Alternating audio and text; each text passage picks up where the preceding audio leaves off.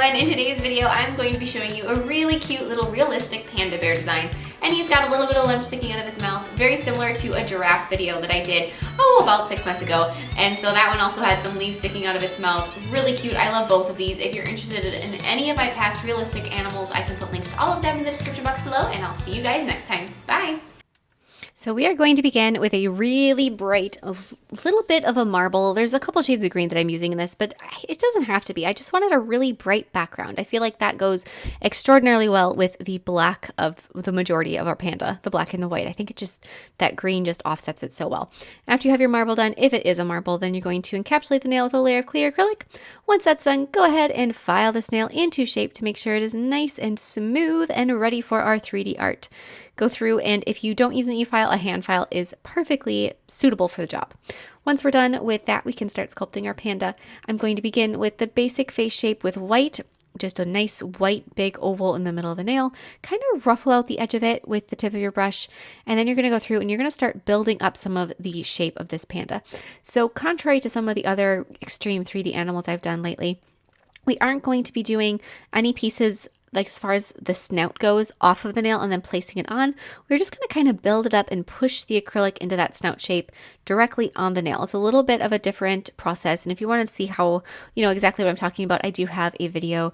The first extreme 3D animal, realistic animal that I did was a giraffe from, I think it was last June.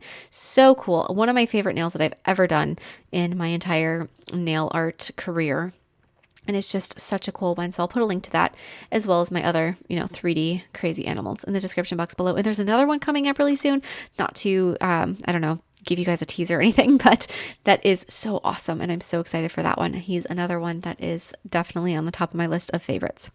But anywho, we're going to have, once we have about that part done, so we have like the upper part of the jaw sculpted in, on a nail form backing, sculpt 3 little dark green leaves on a nail form backing. Did I say that already? Probably.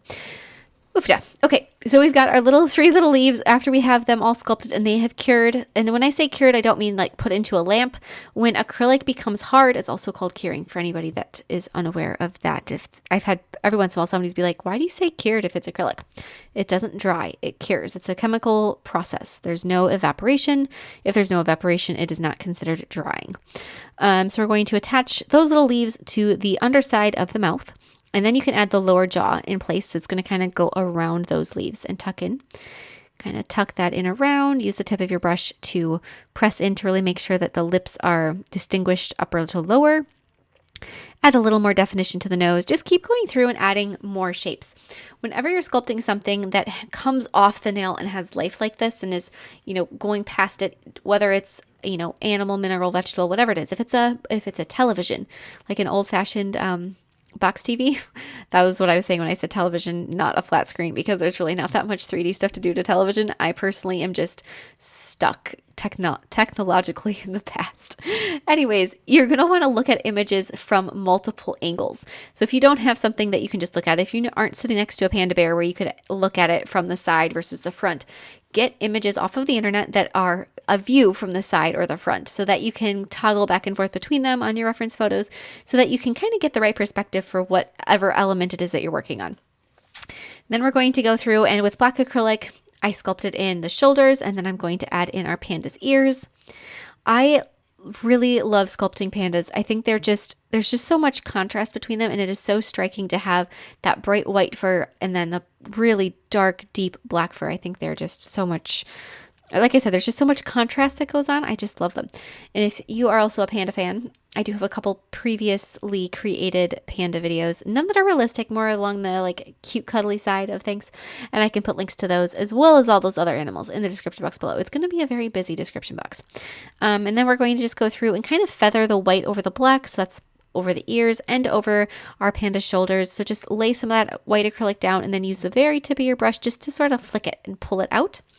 Use a little bit of black to add some shading in the lips. If you use diluted acrylic, so where it's really heavy on the monomer, very slight amount of polymer, then you can really get this shading done very nicely with acrylic.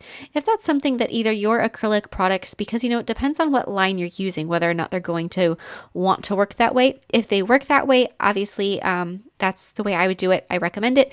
If they don't, because maybe they don't, or maybe it's just not something that you feel is your strong suit, being able to use acrylics in that way, you can do all of that with some diluted acrylic paint.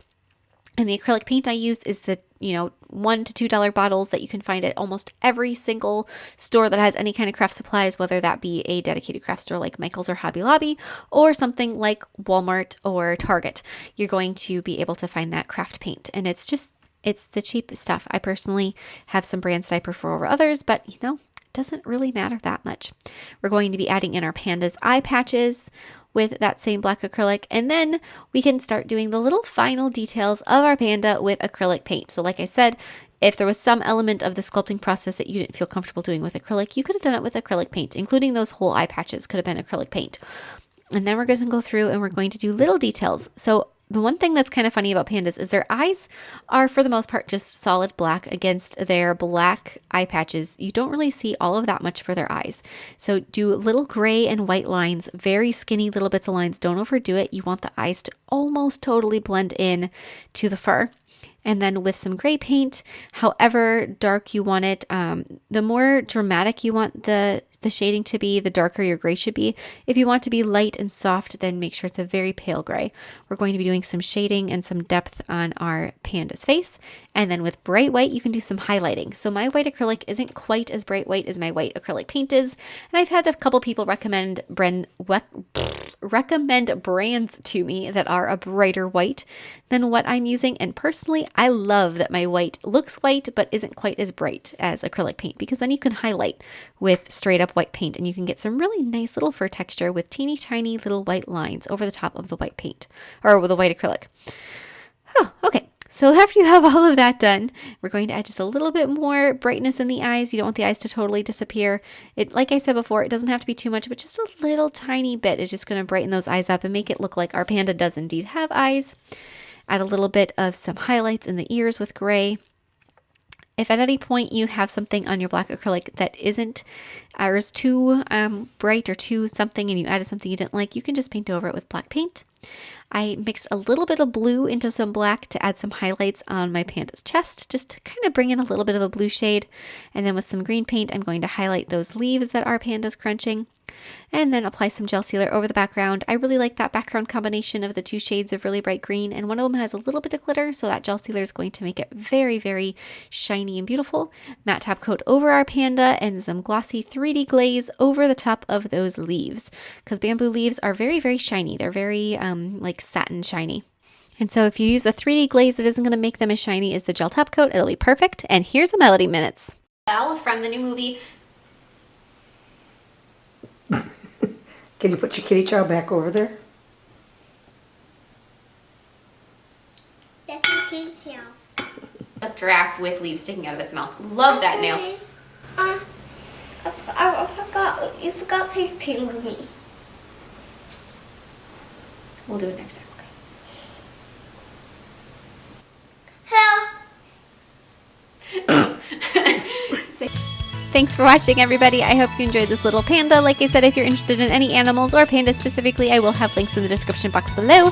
And I will see you next time. Bye!